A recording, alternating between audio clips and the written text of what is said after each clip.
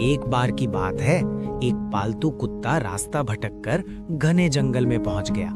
चारों तरफ अजीब आवाजें थीं। कुत्ता डर गया। तभी उसे एक घायल हिरण मिला जो चल नहीं पा रहा था। कुत्ते ने डर छोड़कर उसकी मदद करने का फैसला किया। वो रोज पास के झरने से पानी लाता और पत्तों से हिरण का जख्म ढकता। कुछ दिनों में हिरण ठीक हो गया। जंगल के जानवरों ने कुत्ते की बहादुरी देखी और उसे अपना दोस्त बना लिया। अब कुत्ता जंगल में अकेला नहीं था।